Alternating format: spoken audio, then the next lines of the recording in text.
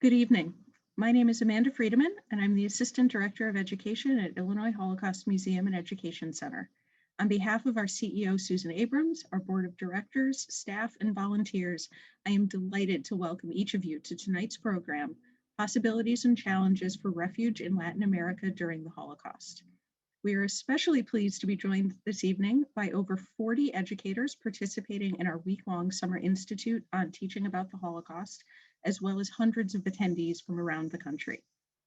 This evening's program explores an under-recognized aspect of Holocaust history, namely the experiences of thousands of European Jews who sought and found refuge in Latin American countries during the Nazi period.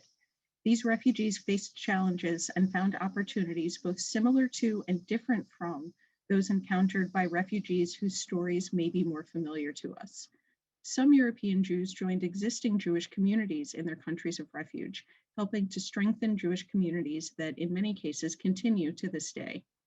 Guiding us through this compelling history is Christina Chavarria, Program Coordinator in the Levine Institute for Holocaust Education at the United States Holocaust Memorial Museum, where she has worked since December 2006. Big anniversary coming up, Chris. She has represented that museum in Europe, Latin America, Israel, Japan, and around the United States. She has a particular interest in studying and disseminating information on the impact and history of the Holocaust in Spain, Latin America, and the US Latino population. Chris, welcome. Thank you so much, Amanda, for that very generous introduction. It is always a joy to work with you and my dear friends at the Illinois Holocaust Museum. And I just want to thank everybody in this time for being here this evening, and especially to the sponsors, the Chicago Cultural Alliance, the Consulate General of Argentina, and the National Museum of Mexican Art, and for your support behind this program this evening. And I want to also just give a very special recognition to the teachers who are in the audience, because you have gone through what is probably the most challenging 16 months of your teaching careers in working in incredibly challenging circumstances. I was a teacher for 9 years. I was a high school English teacher in El Paso, Texas, which is my hometown where I was born.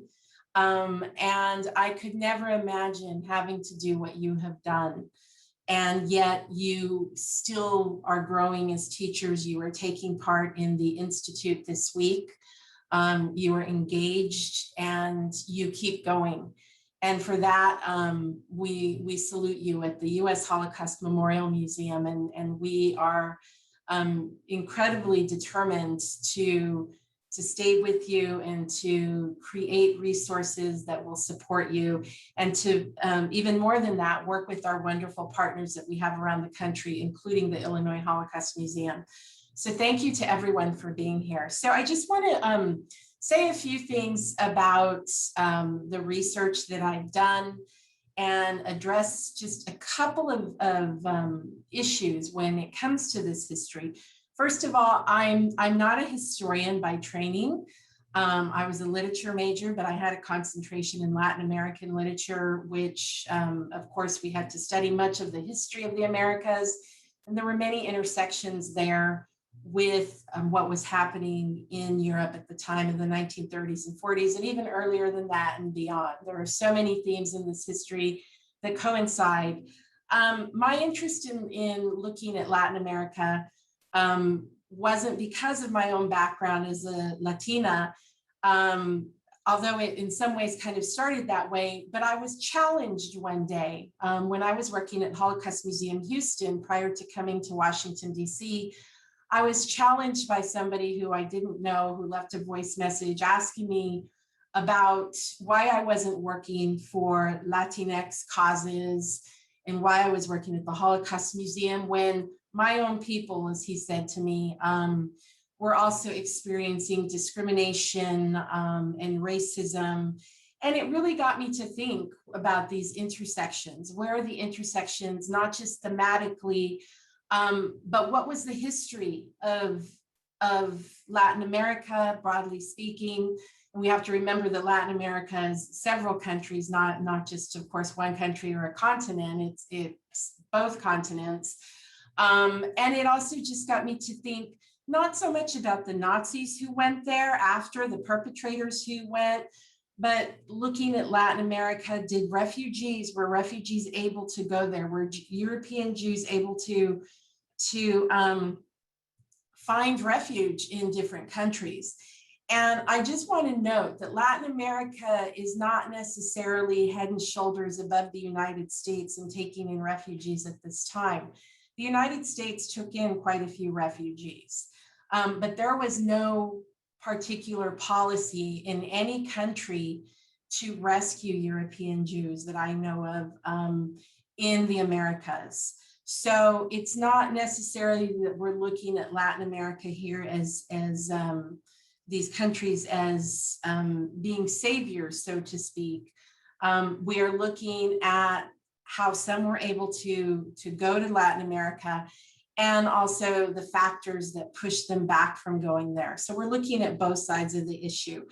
And I also want to also explain just a little bit that we collect records from Latin America. So all of the records, with the exception of one, everything that I will be showing this evening is based on the research and the collections that have been gathered from Latin American countries by my wonderful colleagues at the museum in our international archival project, and also from individual families and individuals who survived this history, families that donated their records, and within those records there were stories about trying to go to Latin America, and in some cases they were successful, in other cases they were not as successful. They were not successful.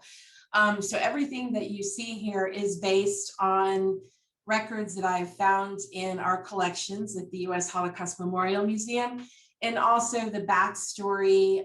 Several wonderful scholars of Latin American history and Latin American Jewish history have also broadened the stories behind many of the documents that I'm going to be sharing with you this evening. So there are too many people to mention, but I really owe them a huge thank you for the scholarship that they have written about, that they have researched and they have written about for all of us to read. So we're going to go ahead and start with a PowerPoint. And this PowerPoint is really significant because of the fact that you're going to see many of these rich documents that we have, or at least just a sample of them. I work in the Levine Institute for Education at the museum, and we work to disseminate information on the Holocaust in educational settings. We also work to work with different professional groups, teachers, law enforcement, military, people in medical professions. So we are the educational wing of the museum, and it's through that program that we're able to work with the Illinois Holocaust Museum. So if we could advance maybe 2 slides. And so this is really, this is where we want to begin the story. And when we look at Latin America, I found this particular image to be quite striking because it's created by a 12-year-old boy. His name is Fritz Freudenheim. He's Jewish, he's German, and this is a drawing called From Our Old Home to Our New Home. And you can see that the way he's drawn it, this is through a child's lens. And when you look very closely at the drawing, you can see that there are certain dates in the drawing starting in 1925, but the year that he really conveys the most is 1938.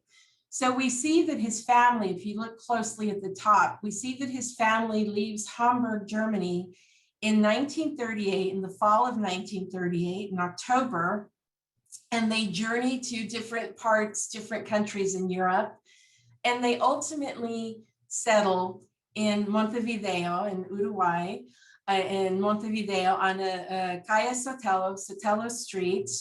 at the end of 1938. So this drawing to me is a wonderful introduction to study this history because it's really so rich with geography and dates. And he's only 12 years old when he's drawing this, but this is also raises a lot of questions about why he drew this and what was the purpose of his family's journey. And he's only 12 years old, so he doesn't quite understand perhaps the history and the context of what is driving the family to have to leave Europe and why they go to Latin America. And he eventually ended up living in Brazil for the rest of his life. He changed his name to Federico. He passed away in 2009. His family still owns the original, but we had permission to use it. And so in the teaching context, when we examine history and we use primary source documents, this document is a personal representation of what we see in the next slide. And so when we go to the next slide, this is a more formal representation of Jewish immigration from Germany between 1933 and 1940. This doesn't include all of European Jewish immigration. It's just German Jews leaving between the years 1933 to 1940. And we can see how many Jewish refugees, German Jewish refugees, were able to go to the Americas, including the United States, between this time period, just from Germany alone. I do want to note that we have done research. One of our historians, my colleague, Dr. Becky Belding, has actually found that at least 110,000 Jewish refugees were able to enter the United States through New York.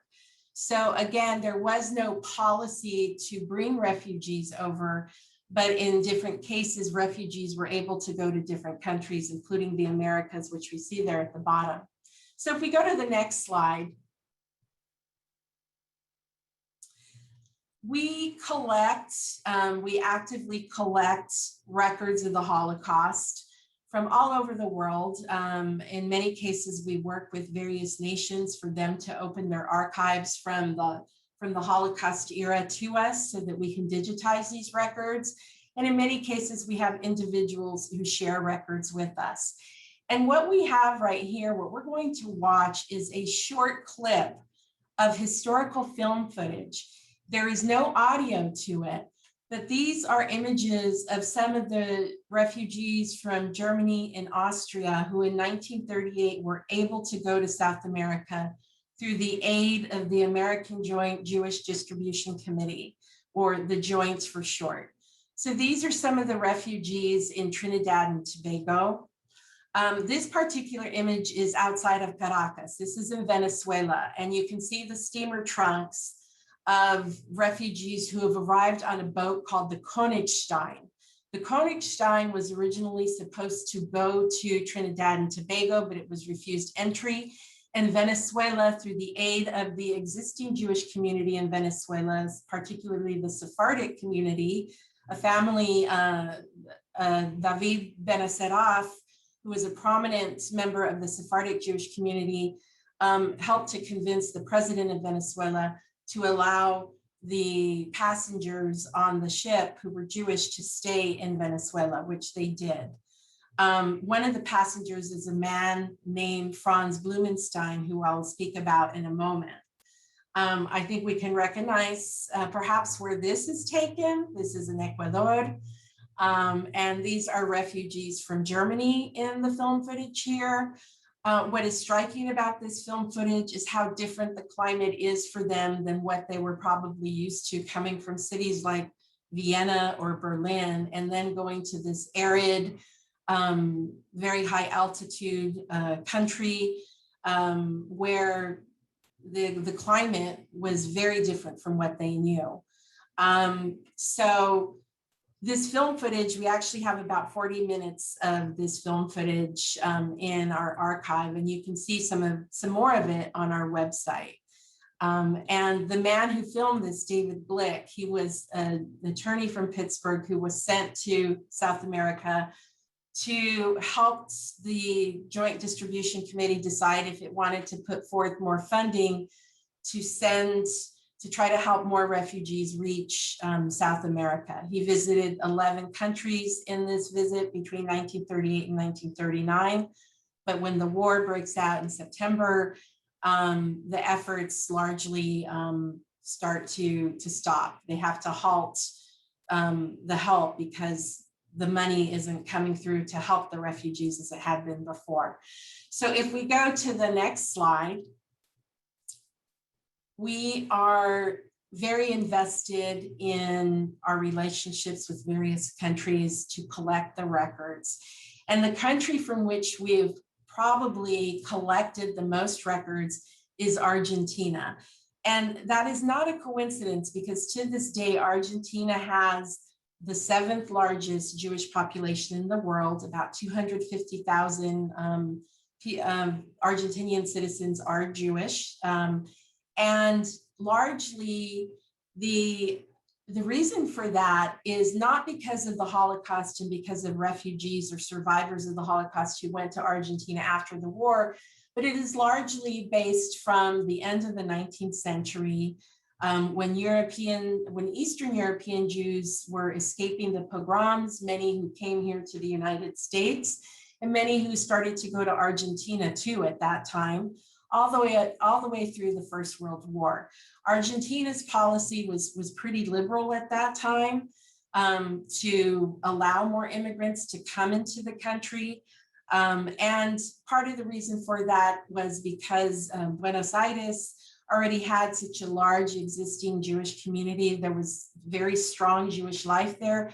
Argentina, Buenos Aires in particular, was one of the central cities in the world that really promoted Yiddish culture. So of course, that's very inviting to many who were steeped in speaking Yiddish, Eastern European Jews who wanted to go to a place where the culture would be familiar to them.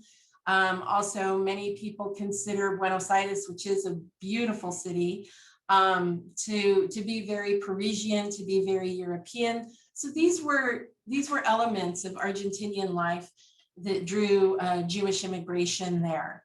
And as I mentioned, the policies were pretty liberal at the time, but things start to change as they do around the world, especially with the Great Depression. However, some immigration still existed. This picture that we see right here, this was from September 1937. This young man came from Lithuania. He came from a shtetl called Eichmann. And if you visit the US Holocaust Memorial Museum, you might recall the Tower of Faces. It's 2 floors of photos from this particular shtetl in Lithuania.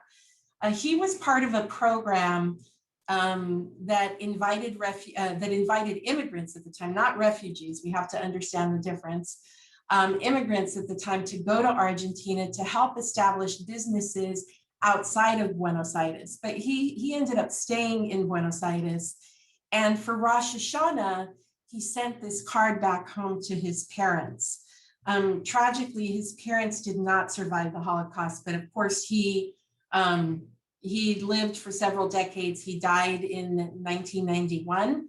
But this particular card is part of this collection that we have from this Lithuanian shtetl Eichmann that you can see parts of those photos in our permanent exhibition. So if we go to the next slide, we will see right here this picture that complicates our thinking about the history at the time in Argentina. So this is a sign that is posted on a shuttered storefront in Buenos Aires after Kristallnacht in November of 1938. Kristallnacht was the name for the 2 days, November 9th and 10th in 1938, where there was mass destruction in the Third Reich, which includes Germany, Austria, and parts of Czechoslovakia, where synagogues were destroyed, at least 91 Jews were murdered, and thousands of Jewish men were rounded up and sent to concentration camps. So this picture is particularly striking because it's coming from across the ocean in a largely Catholic area of Buenos Aires, We don't know why they posted this, but except to say, to look at the sign, we are Catholics and we feel the pain of our Jewish brothers. What is really striking about this photo is at the time, Argentina was very much a very strong Catholic nation. It wanted to bolster its Catholic identity at the time. That's not to say that if you were of another religion, you were not allowed to be there. Again, at this time, Argentina does have a large Jewish population. But this is where we start to see immigration to Argentina, especially if you were Jewish, being halted. Back in 2005, in the Argentine Embassy of Sweden, a copy of the Circular 11 was found. And in this particular circular that was issued to the embassies of Argentina and Europe in July of 1938, it was outlined that Jewish immigration to Argentina should be prohibited from then on out. And this was in response to the Evian conference. But that was not to say that you were still not able to get to Argentina at that time. So if we go to the next slide, we see here, these are some records that we have collected. We have worked very closely with the National Archives of Argentina. And in fact, we are working to co-host an exhibit of some of the documentation that will be, hopefully, we're not sure yet because of the pandemic, it might be virtual, but we are working with the Argentinian Embassy here in Washington, DC, to put together some of the documents from this archive. This particular document is very striking. It was a memo that was sent out to the embassies in Europe, the Argentinian embassies, and it's a memo that lists the conditions for citizens of Germany, Austria, and Czechoslovakia to be able to emigrate and go to Argentina. And it's in Spanish, but the conditions are very restrictive and very cost prohibitive by this time for most immigrants who want to go to Argentina at this time, especially if you are Jewish, and it makes note of that. Now, Argentina was not the only country in the world that had very strict conditions for immigrants entering.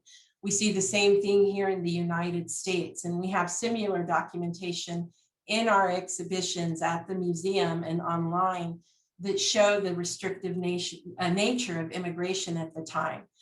But if we go to the next slide, we do see that in spite of some of these official claims of banning immigrants from coming into Argentina, that many immigrants were still able to get to Argentina. This is another record from the National Archives of Argentina, and we work still to this day. We have actually, we have a colleague who works full-time in Buenos Aires to go throughout Latin America to help us collect records and establish relationships with many organizations. And the National Archives of Argentina actually provided us with the certificates of German and Austrian Jews who were allowed to come into Argentina at the time, on the condition that they would seek employment, not necessarily in Buenos Aires and in white-collar jobs, but working in the agricultural field. And this makes a huge difference in them being able to leave Europe at the time, leave the Third Reich, and go to Argentina. This particular young woman, Eva Abeles, she was able to go to Argentina. This helped her to enter Argentina. We see all the details of her life at that time. She was very young at this time. We have several of these records, these certificates for German and Austrian Jews in our archives. So even though, again, legally speaking, officially speaking, immigration was halted, people were still able to get to Argentina. And that leads us to our next slide, which looks at Bolivia. Bolivia per capita took in the most numbers of refugees than any other country in South America. But we also have to keep in mind, Bolivia is a smaller country.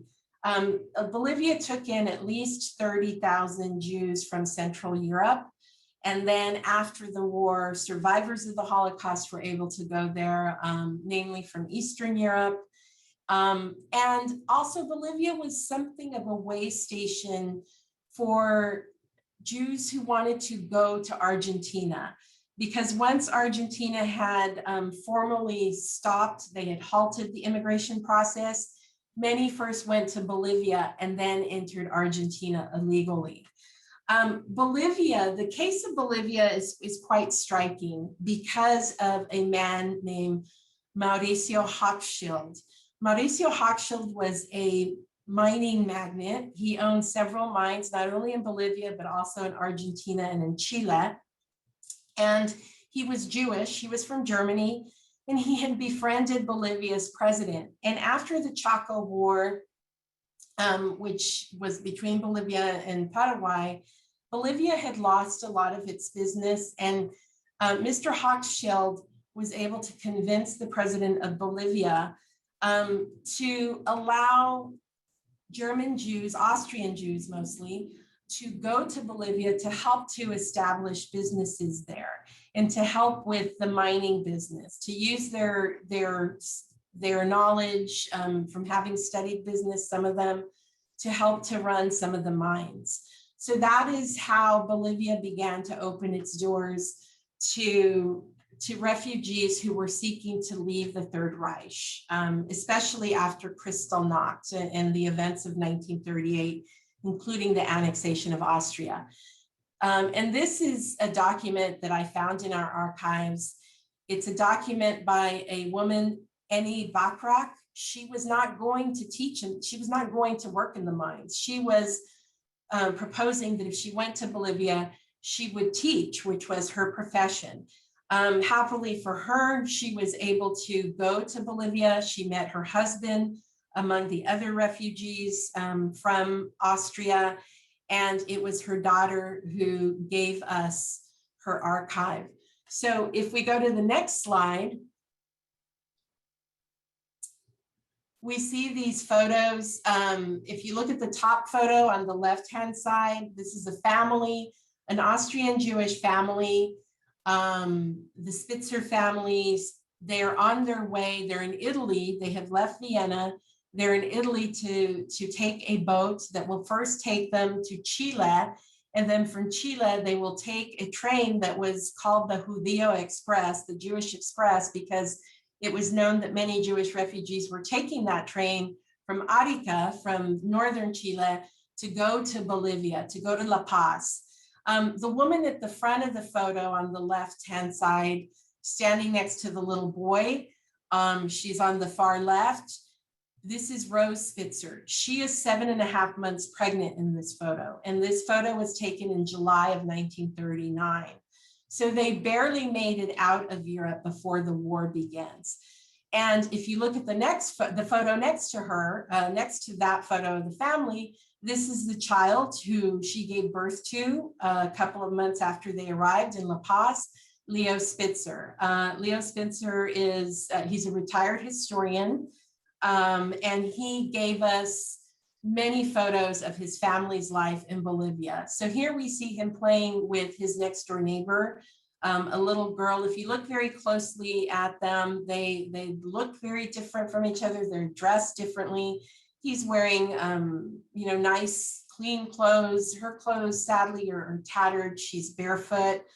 We don't know much about her, but the reason why I chose this photo is because some of the survivors, some of the refugees who went to Bolivia were very shocked because they had never met anybody from an indigenous community, because you didn't really have people from indigenous communities living in cities like Vienna, Berlin, where many of the refugees came from. So it was a culture shock for many of them to go to Bolivia. Bolivia, unlike Argentina, that was more Europeanized, that had a large existing Jewish community, Bolivia had almost just a very, very small community within La Paz, numbering about 150 people at this time. But what was striking in some of the testimonies that I read was that many of the refugees didn't even know that Bolivia had existed. And when it became known to them that there were opportunities to go there, one man whose testimony I read had to go to an atlas to look up Bolivia because, as he said, I didn't know where Bolivia was. I had never heard of it. It would have been more realistic for us to go to the moon because we could see the moon every night in the sky and we knew where the moon was, but we didn't know where this place Bolivia was. So if we go to the next slide, even though Bolivia offers this opportunity, it's also a difficult adjustment for some of the people who went there, especially if you were elderly and you had ailments, illnesses because of the high altitude. Some of the refugees who went there actually did develop breathing problems and other health issues. But alternately, though, it did save their lives for those who were able to go there.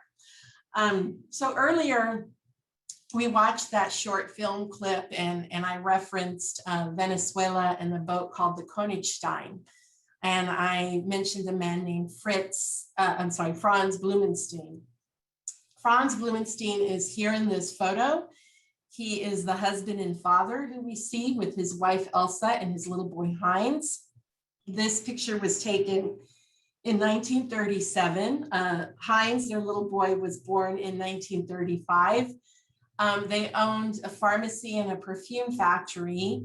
And their story is very striking because from what I have researched about them, their story encompasses some of the major events of 1938 and 1939, which are what we refer to as the turning point years in this history. Some of the major events that took place in 1938 and 1939, if different decisions had been made, this history would probably not have been what it was. So we look at events like the Anschluss, the annexation of Austria, as being a critical moment in 1938. So Austria was annexed as part of the Third Reich in March of 1938, pretty seamlessly and quietly, in that there was no fighting, there was no aggression. But what is very critical to look at with the Anschluss is that for the 5 years that Hitler was in power in Germany, starting in 1933, everything that had happened to German Jews happened gradually. But what happens to Austrian Jews overnight, they become pariahs in their own country. They're subjected to very severe persecution overnight. Everything changes for them pretty much overnight in Austria. So with the Blumenstein family, Franz, the father, he is arrested during Kristallnacht in November of 1938, and he is sent to Dachau. And his wife, Elsa, is only able to secure his release on the promise that he will leave the country. But after the Evian conference, when 32 nations sent representatives to discuss the growing refugee crisis and to address the number of visa applications having risen for refugees, mostly Jewish refugees trying to escape Europe, trying to get out, or trying to escape the Third Reich, I should say, it really sends a signal that the doors of most countries in the world are closed. Only the Dominican Republic comes forth to say that it will take in more refugees, up to 100,000 Jewish refugees, which we'll get to in a moment. But that's going to impact this family. So Franz goes on the Königstein to Trinidad and Tobago, but they are refused entry and they're allowed to go to Venezuela. But from Venezuela, he secures a visa to go to Cuba because his sister had gone to Cuba. So he goes to join her in Cuba, and he is able to secure 2 tickets for his wife and son to meet him in Cuba on a boat called the St. Louis. So if we go to the next slide, this is a very different picture of Franz. This is Franz in the Dominican Republic. As we know, the Voyage of the St. Louis, that's something that is a theme in this history that is very well known, but also very misused in many cases. The St. Louis was a boat that sailed out from Europe in May of 1939. Of the 937 passengers on the St. Louis, all but 8 were Jewish refugees. Most of them had applied for visas to come to the United States, but at that point, the wait list to secure a visa to come to the US was 11 years. So many of them had secured landing permits to go to Cuba, not to stay there permanently, but to wait there until they could obtain a visa to come to the United States. So Franz's wife, Elsa, and little boy Heinz, and also his mother, are passengers on the St. Louis. And we know that when they reach Havana, they are not allowed to disembark. Their landing permits have been claimed to be invalid. This decision was made while the boat was crossing the Atlantic. Luckily, at least for that moment in time, they did not have to go back to the Third Reich. England, Belgium, France, and the Netherlands offered to take in the refugees. So Elsa and Heinz go to the Netherlands, but the war breaks out a few months later. And then the following year, Germany occupies the Netherlands and they are declared to be enemy aliens. So at this point, Franz, in an attempt to be reunited with his wife and his son, he goes to the Dominican Republic. Now, Rafael Trujillo, who was the dictator of the Dominican Republic at the time, had made this promise through his son at the Evian conference to take in 100,000 refugees. But from what we know, only about 5,000 visas in total were issued to refugees to go to the Dominican Republic.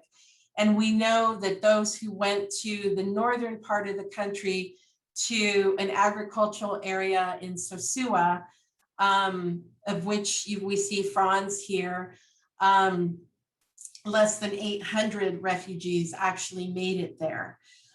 There were various reasons for that.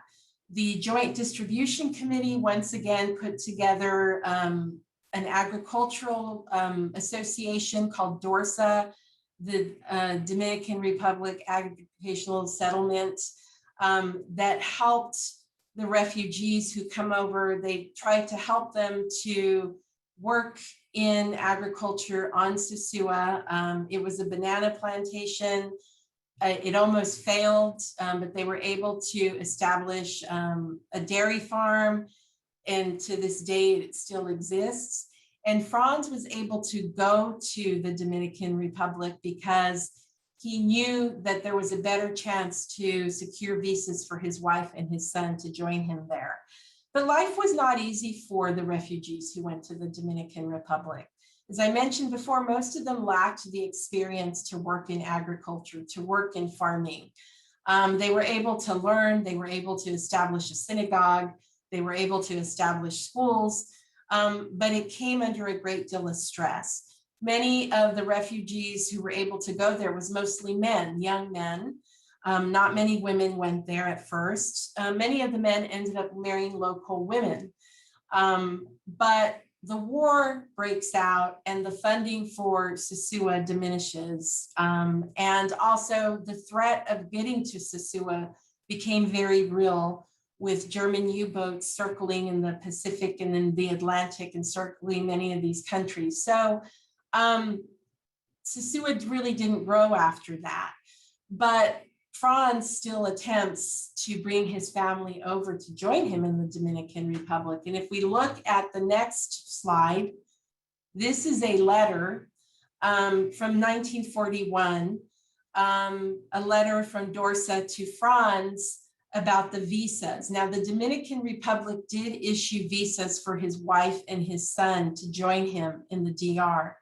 Tragically, By the summer of 1941, the consular offices in all of the occupied countries of Europe, including the US consulate offices, they are ordered to close. And by October of 1941, you could no longer legally leave any of the occupied territories. And remember, the family, the wife and son, are in the Netherlands, which is occupied. So they were not able to leave the Netherlands, even though visas had been issued for them to go to the Dominican Republic. Tragically, Elsa is caught while she's in hiding. And she is sent to Westerbork and then Auschwitz, where she is murdered. Franz, the little boy, is hidden by a Christian family. They take very good care of him. They're a very loving family. He is saved, and in 1946, he and his father are reunited here in the United States. And Heinz starts to go by Henry, and it is he who gave us the family archive that we now have in our collection. Sadly, he passed away about 2 months ago. He lived here in Silver Spring, Maryland, just north of where I am right now. But he gave us this very rich trove of letters and documents and photos of the family, and the intersection with Latin America I found to be very striking. But in many cases, at least for the father, for Franz, going to Latin America, we can see saved his life. So if we go to the next slide, we look at Guatemala. Guatemala's history is not as well known here, but in the case of Guatemala, there was a small but very vibrant Jewish community existing in Guatemala. Unfortunately, in the early 1930s, due to the Depression, which affected all parts of the world, jobs became scarce. And many people in the Jewish community had come not necessarily from Europe, but they had been fleeing the Ottoman Empire. They were mostly Sephardic Jews. They were coming from countries like Turkey, Egypt, and Syria to Guatemala. They had established a vibrant community, but many of them were street peddlers. And so Guatemala established laws to kick out peddlers, particularly if they had come from other countries, if they were not native born in Guatemala. And many of the peddlers were from the Sephardic Jewish community that had fled these countries. But Guatemala didn't really uphold that law strongly. And that law was instituted in 1936. So if we go to the next slide, we see right here, we see a couple, a man named Ludwig Unger, who started to go by Luis when he moved to Guatemala. We see him marrying a woman from the Sephardic Jewish community, and her name was Fortuna. Her family came from Egypt. She was born in Cairo in 1918, and Ludwig was born in Germany in 1898. There was a 20-year age difference, but they did meet. Ludwig's story was that he was living in Germany, where he was born, in Berlin. And when Hitler comes to power in 1933, his uncle bought him a ticket on a boat to go to Guatemala, because his uncle had sent his own son, Ludwig's cousin, to Guatemala earlier. So he went to join his cousin in Guatemala. And at first for him, it was culture shock, because he did not speak Spanish. He was not accustomed to the climate, but he did adapt to it. He did meet Fortuna. They marry in 1940, and they have 3 children, all of them born in Guatemala. And they remain part of the Jewish community until 1954, when they have to flee Guatemala, and the family eventually moves to Miami. And their son, David Unger, wrote a book called The Price of Escape that is based on his father's experiences.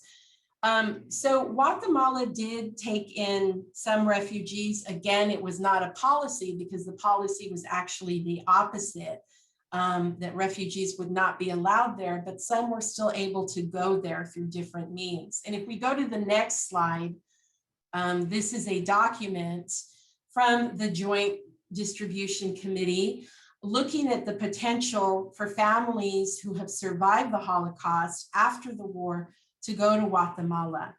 And that helped to increase the Jewish population in Guatemala. And Guatemala today has a small but active Jewish community, and it also has a Holocaust museum that we have worked with to provide teacher training. So if we go to the next slide, we look at Mexico, and the fact that Mexico is very different from many of the other countries in Latin America. Mexico had it was the only country that had democratic elections. It was not ruled by a dictator. It was also probably the most liberal of the countries, especially after the Mexican Revolution. There's a lot of connection to this history, of course, with the Mexican Revolution, and Mexico being a place that took in many progressive thinkers. Mexico had a policy, an immigration policy that favored taking in immigrants and refugees who had fought for democratic causes in Europe, or for causes that were deemed to be more liberal, and also very anti-clerical, anti-church at the time.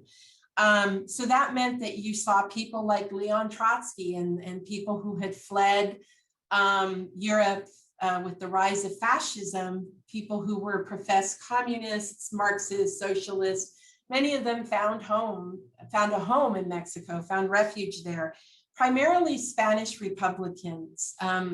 Mexico saw itself as a mestizo nation, and mestizo being somebody who is of a combined ancestry of Spaniards and people who are indigenous. I myself have that identity, being of Mexican descent. And so Mexico wanted to build its mestizo identity, especially after the Mexican Revolution. Mexico did have a liberal immigration policy up until the 1930s. But before then, again, it opened its doors, especially in the 1920s before the Depression. It had a very liberal immigration policy. But even as the immigration policy started to become more restrictive, Mexico was very intent on helping and aiding Spanish Republicans who were fighting against Franco during the Spanish Civil War. And it did provide refuge to them.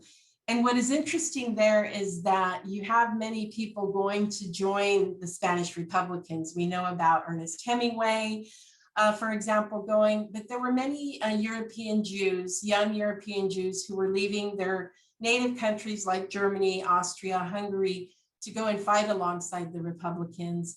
And when they're defeated in the Spanish Civil War, many of them flee to countries like France, but then France is occupied by Germany in 1940, and they become enemy aliens there, and are subjected to anti-Jewish persecution. So many of them are able to go to Mexico along with the Spanish Republicans. What is also interesting about Mexico is that Mexico was the only country in the League of Nations that openly protested the Anschluss, the annexation of Austria, as part of Germany. And that takes us back to the relationship that Mexico had with Austria, with its own history there with Maximilian as Emperor of Mexico. There's a lot of interplay in this history there. And here, this poster, this comes from our archives. This is a poster from the German Pro-Culture League. It's an organization that opposed Nazi ideology, and it was started by refugees who were able to go to Mexico at this time. And there was a strong tension in Mexico as far as whose allegiance who was Mexico aligning itself with, the Axis powers or the Allied powers. But Mexico goes to the side of the Allies. And if we go to the next slide, we start to see some of the examples of Jewish refugees going to Mexico. What is striking about this particular card, there are several things about it. This is from November of 1941. Now, as I mentioned previously, you could no longer legally leave occupied territories in Europe by October of 1941.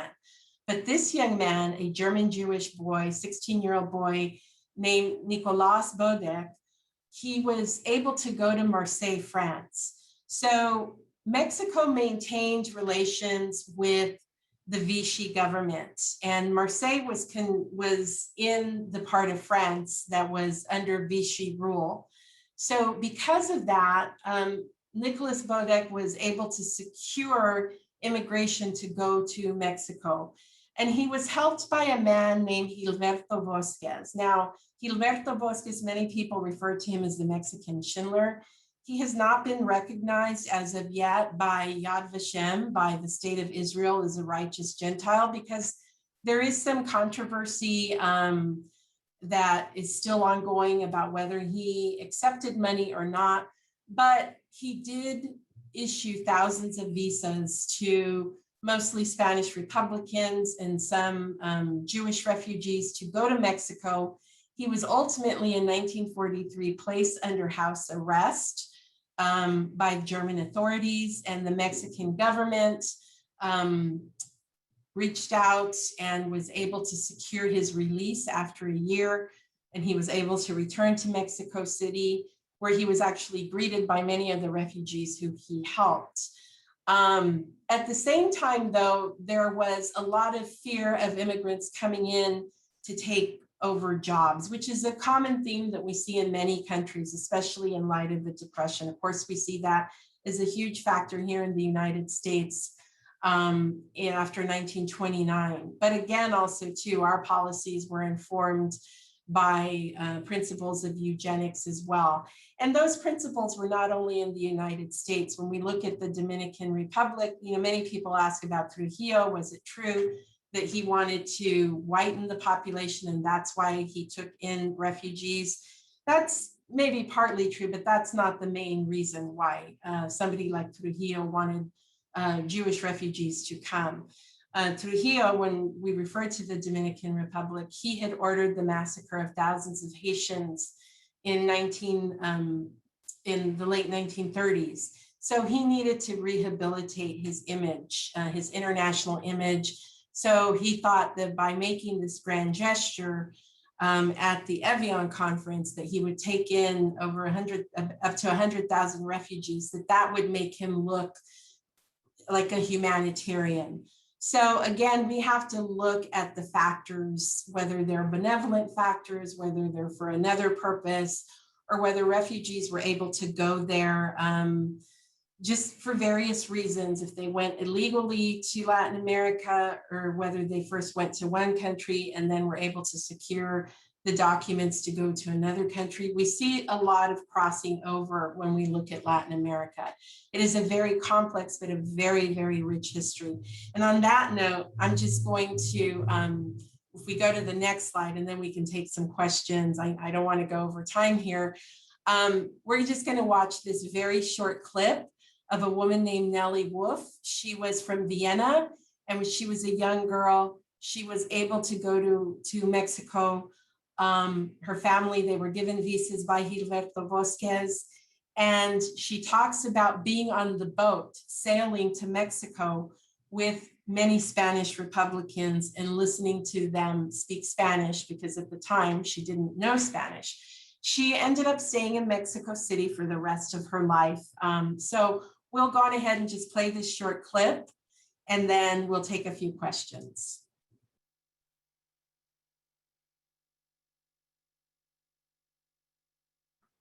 There was this Mexican consul in Marseille called Gilberto Bosquez. He used to be, I think he was a minister of the interior in the Cárdenas time in Mexico, and then he became a consul. And he had left this tendency, so he helped the socialists who were trying to leave and coming to Mexico. He helped many Spaniards. Only a few years ago, there was a big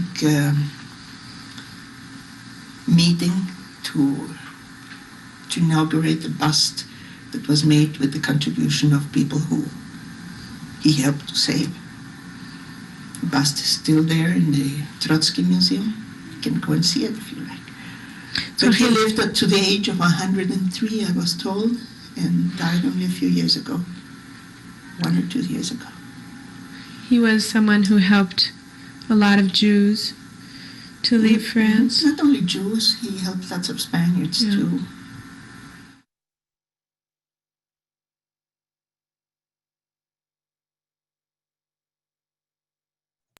Thank you so much, Amanda, and to everybody. And do we have time for questions? We do. We absolutely have time for questions. We have a few that have come in already, and if anyone else has questions, please add them to the Q&A button at the bottom of your screen, and we will answer as many as we can. So to kick us off, can you talk a little bit about why Latin America seems to have shown so much more willingness than other regions to accept these European Jewish refugees? So I think we have to be careful in our understanding of Latin America. It wasn't that Latin America took in refugees when others did not. Latin America didn't, with the exception of maybe the Dominican Republic, and again, the reasons behind that were not so necessarily humanitarian. Latin America, no country had a policy for taking in refugees. They were able to go there through different instances. And almost every country, when you examine different countries around the world, we took in hundreds of thousands of refugees. We took in at least over 100,000 in New York alone. But also refugees were able to come here through Galveston, through Arizona, through Canada. So we have to be very careful. This is not to say that Latin America was a savior. It had many pushback factors, and some of which I named. It had restrictive immigration policies. But what is striking to me personally about Latin America is that in most cases, many of these countries didn't necessarily have a lot of structures in place that would make it easier, not just because of restrictive laws, but even when you look at certain countries in Latin America, they weren't as developed so that they had jobs and resources to help families settle there. So what is striking to me about Latin America is that in spite of not having some of the resources that other countries might have had that could support immigrants and refugees, that it was still able to take in, that it still brought refugees over. Refugees found refuge there. They found a safe haven there in spite of many obstacles. So this is not to paint Latin America as a savior necessarily. Again, there were grave obstacles. And as I mentioned, there were certain laws and decrees put forth to halt immigration, particularly in some countries, Jewish immigration. So again, not a savior continent and a half, so to speak, but looking at the circumstances for which some refugees were able to go there. Thank you. Do you know what percentage of these refugees remained in Latin America after the war? That's a very good question. And I'm not sure about the percentages country to country, but I can tell you that in many cases, many of them did leave either to come to the United States or to go to Israel. Now, again, mentioning countries like Argentina, where you didn't have a huge number of people who left, because there is to this day a very vibrant and large and active Jewish community. But when you look at a country like Bolivia that took in tens of thousands of not just refugees, but survivors after the war, Today, the Jewish population is less than 1,000. Also in the Dominican Republic, most of the refugees who went to Sosua, for example, did not stay there. So many of them did leave. For some, it was a place of refuge for a time so that they could secure the papers and admission to go to other countries. Great, thank you. There's so many great questions coming in. It's hard to pick which to ask. One question that is coming up frequently that is a little bit of the elephant in the room is the countries, particularly Argentina, but the countries that gave refuge not only to Jewish refugees, but also post-war to Nazis and other perpetrators. That's a massive question and a massive topic, but would you like to just briefly touch on that? Sure. So again, speaking, in popular culture, when you think of Latin America with regard to the Holocaust, popular culture is focused very much on the perpetrators who went there. And yes, that is true. But we also, and that started happening even before the war ended. Argentina did not disavow Germany until very late in the war. And like many countries, it's all the writing on the wall that Germany was going to lose, and you don't want to be on the losing side, so to speak. But at the same time, there were large factions of the Nazi Party that existed in not only in Latin American countries, but we have the German American Bund, the Nazi Party here. So yes, through the aid of different organizations, even parts of the Vatican, through the rat lines, some of the perpetrators were able to escape and go to Latin American countries, not only Argentina, but also Bolivia, Paraguay, Chile, but also in the United States too. We have to be very clear about that too. The tides shift and the Cold War begins, and the Soviet Union becomes our enemy in the Cold War, and Germany becomes an ally. And nobody is really talking much about what happened in the Holocaust until the kidnapping of Adolf Eichmann in Argentina, which was done without Argentina knowing. It was a clandestine operation. But if you want to know more about the history of the perpetrators who went there, we are actually, and the purpose of this lecture was not necessarily to look at the perpetrators, but I can tell you that we have been given a significant archive, a significant collection of documents by the journalist Uki Gonyi, who is the authority on the perpetrators who went to Argentina.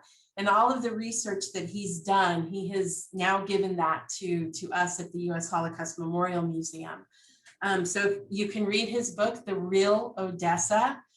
It's pretty easy to find. It's an excellent book. It gives you more of that background. So I recommend reading that. And he's also written several articles. You can just Google him and you'll find a slew of information there. Great, thank you. We are just about out of time, but as a final question and to bring our focus back away from the perpetrators and toward these refugees and survivors, can you speak a little bit about the museums, monuments, memorials to these refugees that currently exist in Latin America? Yeah, that's a great question. First of all, I want to mention that with Argentina, one of the reasons why we have such a strong collection from Argentina is we have really strong partners there who have allowed us to digitize their records. And one of the significant collections comes from Iwo, which is like Yivo. It's a largely Yiddish archive. It's housed at the Amia building, the Jewish community the Jewish Community Center that was bombed in 1994 in Buenos Aires. When the bombing occurred, our museum started to work with AMIA to rescue what could be salvaged in the bombing, records and artifacts and collections that Holocaust survivors who went to Argentina, they had donated these to EVO. And some of them could not be saved tragically after the bombing, but what could be saved from their Holocaust archives, we have digitized, and we continue to work with them to digitize them and bring the records here.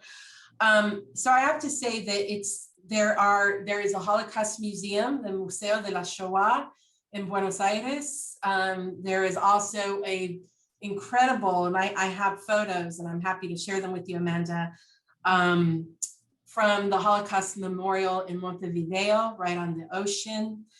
Ecuador, interestingly enough, in 1943, before the war ended, refugees who went to Ecuador created the first Holocaust memorial in Latin America to their family members who they knew had perished, who they had to leave behind and who they knew had perished.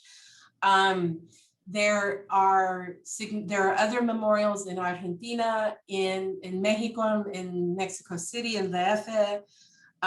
There is the Memoria y Tolerancia, which is the Holocaust Museum there. There's a Holocaust Museum in Asunción in Paraguay. And in the Dominican Republic, there is a small museum in Sosúa dedicated to this history. So those are just some examples. Costa Rica also has a Jewish museum that the director, Vilma, she is the daughter of Holocaust survivors who went to Costa Rica, and they have a wing and a memorial dedicated to the Holocaust as well. So those Holocaust memory is pretty significant in certain parts of Latin America.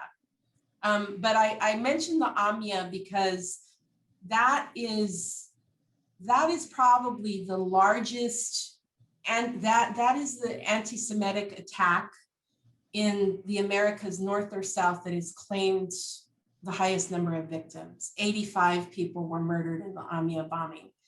And to this day, nobody has been brought to justice. But there's a wonderful scholar, and Amanda, I don't know if you were in that meeting, a wonderful scholar, Natasha Zadetsky, who just wrote a book about Argentina. It's called Acts of Repair, and it looks at Holocaust survivors and survivors of the AMIA bombing and the survivors of the dictatorship. She interviews Holocaust survivors who went to Argentina, whose children or some of the disappeared. And she really weaves this all together in how Argentina remembers not only the Holocaust, but the dictatorship and the AMIA bombing. So Acts of Repair is the name of her book, and it's an excellent book. Excellent. Well, Chris, thank you so much. I feel like we could keep going all night. We've barely scratched the surface of this fascinating topic, but thank you for sharing your incredible depth of knowledge and these amazing documents and artifacts with us. Thank you to everyone who has attended and joined us this evening. Before you go, in the chat, there are links to our upcoming special events, as well as a link to a survey to let us know how we're doing and what kinds of programming you'd like to see in the future. I do want to highlight one special program we have next Thursday evening. It's the opening program of our special exhibition, Shanghai, Safe Haven During the Holocaust. So along the same lines, it's another story of Jewish refuge that has a lot of commonalities and a lot of significant differences from the stories we were hearing tonight. So we'll have a panel of survivors from Shanghai speaking about their experiences with our curator, Ariel Weininger. And so we hope that everyone tonight will be able to join us then. And Christina Chavarria, we are just so delighted and honored to have you with us. Thank you. It is always a pleasure. And to everyone watching, again, thank you for joining us. Our museum is open. Please come and see see our exhibitions and visit us soon. And everyone have a wonderful evening. Thank you.